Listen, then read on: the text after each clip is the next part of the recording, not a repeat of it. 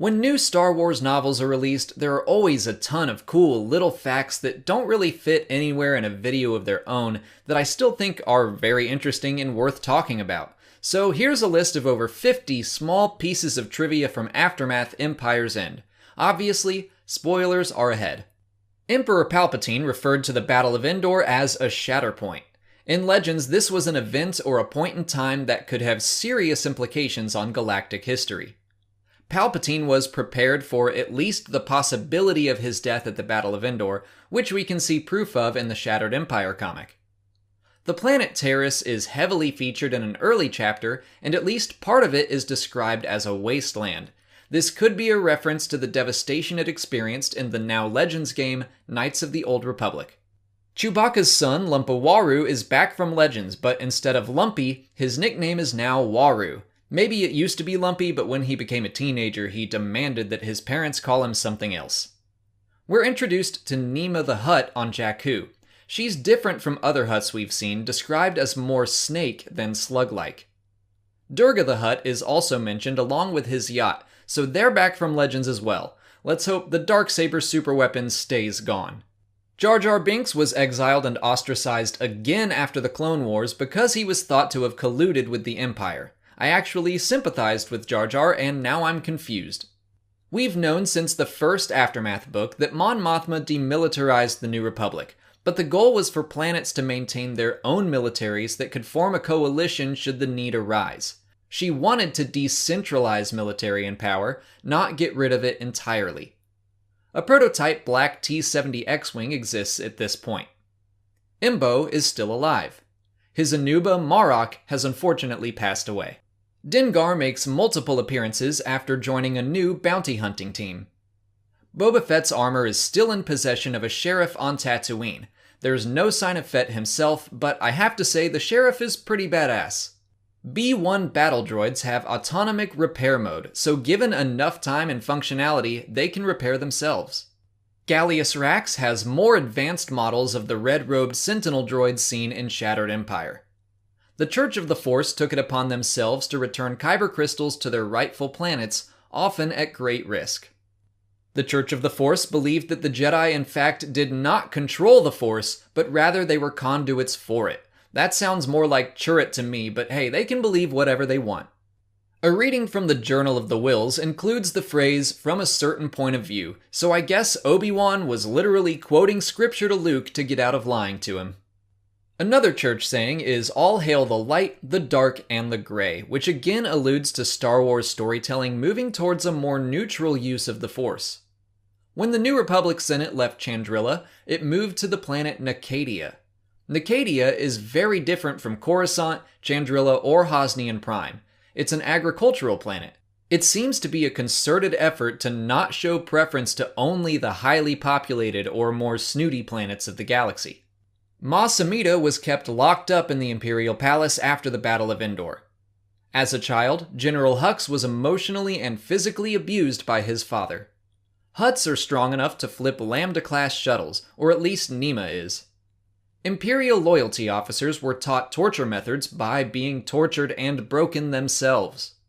The Acolytes of the Beyond all received dreams and visions of ancient Sith. We don't currently know why or how. They've destroyed multiple red lightsabers, hoping to return them to their former masters. Yup Tashu is revealed as one of their leaders. Perhaps other surviving members of Palpatine's advisors hold similar roles. The young members of the Acolytes are further corrupted by Sith artifacts. The Acolytes of the Beyond launch a coordinated simultaneous attack on multiple planets throughout the galaxy. U-Wings are still seen in service, but I think they would either have to be rare or new models based on tweets by Pablo Hidalgo claiming that most of them were destroyed during the Battle of Scarif. Leia feels the light side of the Force in her unborn son, and she remembers a warning from Luke. He told her the brighter the light, the darker the shadow. Leia also notices Han's restlessness, which is further evidenced in the book Bloodline. The first generation of the kidnapped child soldiers we see in The Force Awakens are truly terrifying. They're like an army of Aryas from Game of Thrones, just tiny little children murderers. Phantom Squadron makes another appearance. It's possible the squadron could be named after Wedge's time in service with the crew of the Ghost in Star Wars Rebels. Mr. Bones gets a line directly lifted from HK-47. 2 years ago at DragonCon, I think I remember Chuck Wendig saying he wanted Mr. Bones to be HK-47, but Lucasfilm wouldn't allow it. But take that with a grain of salt, I'm going off a 2-year-old memory right now. TIE Strikers also appear at the Battle of Jakku, so the fighters weren't relegated only to Scarif. The Tirfan Yellow Aces are specifically mentioned engaging in AT-AT. This could be the very important and absolutely necessary origin story of Rey's adorable helmet. The cockpit of the Lambda-class shuttle doubles as an escape pod. That was true in Star Wars Legends, but now that's canon too. Lando and Lobot finish retaking Cloud City from the Empire. Lando decides to give Ben Solo a fancy gun and a fancy ship as a present. The Mandalorian Wars are mentioned again, this time as an example of how a smaller fleet was victorious against a larger one. In this case, the Mandalorians defeated the Old Republic's fleet. Another example given is the Ghostfinder fleet against the Sith Armada. I have no idea what the Ghostfinder fleet is, but I desperately want to find out. For their help during the Battle of Jakku, Dengar and Embo receive full pardons from the New Republic. The Galactic Civil War is ended when Mas Amedda escapes his imprisonment and signs the Galactic Concordance. An assassination attempt on Mon Mothma's life unfortunately kills one of her aides. Sondiv Sella, the father of Kor Sella, replaces her. The Battle of Jakku is commanded by Gallius Rax from a place called the Observatory. There are multiple observatories throughout the galaxy. Each observatory has its own recreation of the Imperialis, the Emperor's personal yacht that was destroyed in the Lando comic. The Jakku Observatory's primary purpose was to chart safe passage into the unknown regions using information provided by Grand Admiral Thrawn. The Super Star Destroyer Eclipse is still around, although it doesn't sound like it's the same as the one in Legends. I believe its name is the only thing carried over. Still, it's very cool and it's currently in the unknown regions, which means it's probably with the First Order by the time of The Force Awakens. And finally, Ben Solo is born as the Empire officially comes to an end. And that's it for all the random facts from Empire's End. If you're interested in reading the book for yourself, you can check it out on audible.com.